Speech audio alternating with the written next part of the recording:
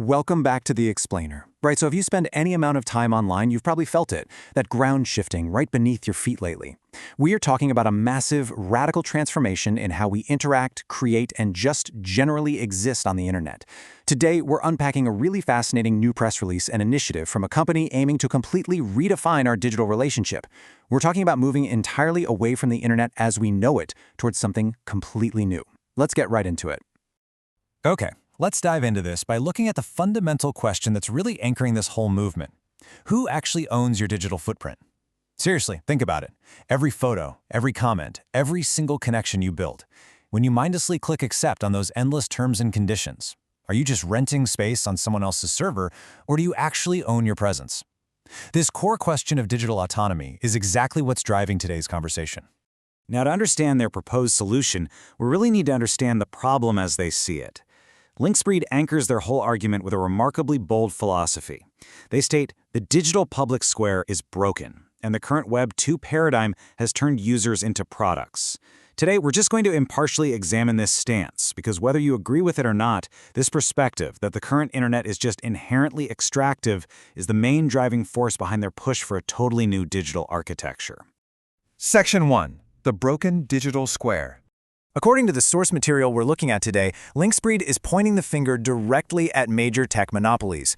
The press release specifically calls out Meta and those broader, closed-garden ecosystems. From their perspective, this traditional concentration of power is exactly what needs to be disrupted if we're ever going to give control back to the individual. It's a pretty massive target to paint on their own backs, for sure, but it really sets the baseline for why they feel this new architecture is so absolutely necessary.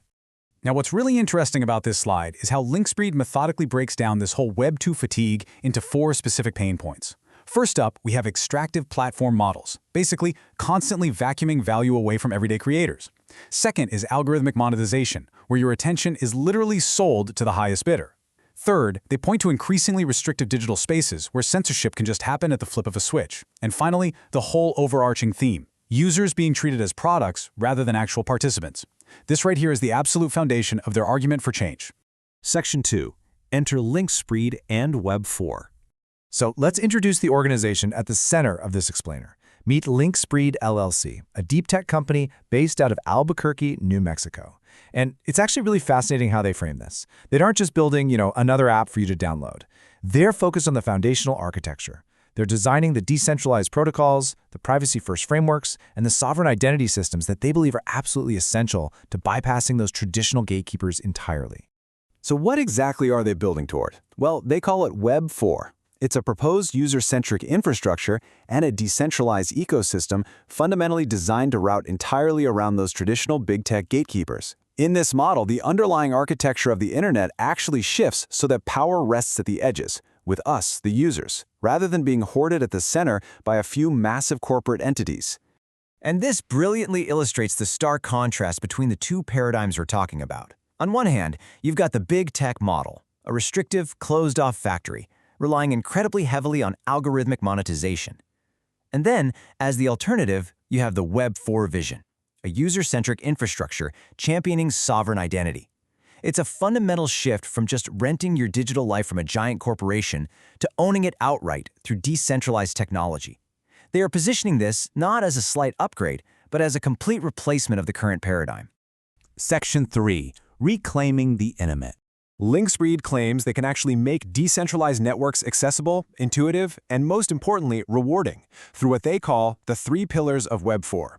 These are essentially the core deliverables promised to users who make the migration: self-sovereign identity, direct-to-community engagement, and a fair creator economy.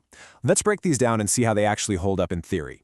The absolute most crucial of these pillars is self-sovereign identity. Basically, this means giving users absolute, total ownership of their digital presence, their data, and their footprints. It's kind of like packing up your entire digital life into a personal suitcase that only you have the key to.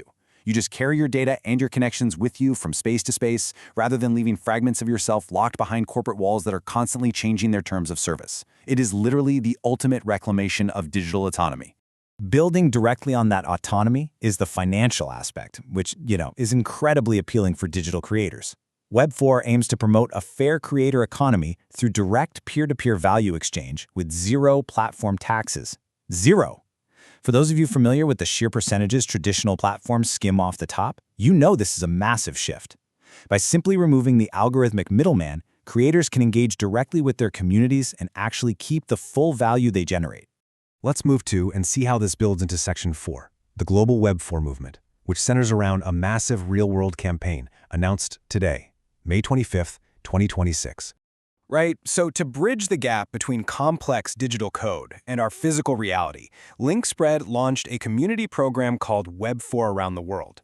It's a really fascinating approach because it's essentially a global merchandise campaign acting as a visual protest. It's an open invitation for community members, creators, and builders to physically showcase their demand for a decentralized web and honestly just celebrate digital liberation in their everyday lives. To prove that this demand is truly a global phenomenon, the company has outlined 2 distinct ways for individuals to participate and show off their Web4 pride. You can either make a direct submission to the company, or you can leverage your existing networks through community tagging on social media. If you're opting for the direct submission route, the instructions are super straightforward. Just send high-quality photos of your official Web4 merchandise, ideally taken from really diverse locations all over the globe, directly to the team at hello@linkspreed.com. The Linkspreed team is then going to curate these images to effectively build a real-time physical map of this digital movement right on their dedicated X account. So, the crucial point is really captured in this final quote from their press release. People deserve a true sovereign alternative where their data, identity, and digital footprints are completely under their own control. They aren't just innovating for the sake of innovating here. They are actively trying to build a definitive exit ramp away from the extractive models we've been stuck with for the past decade. Looking at the sheer scale of this Web4 vision and the active global campaign pushing it forward today, it leaves us with a pretty provocative question. Are you, the everyday user, truly ready to bypass the gatekeepers and actually take on the responsibility of digital autonomy? The technology to take ownership of your digital footprint is arriving. How quickly the world adopts it? Well, that remains to be seen. Thanks so much for exploring this with me on The Explainer today. Keep asking those big questions, and I'll see you next time.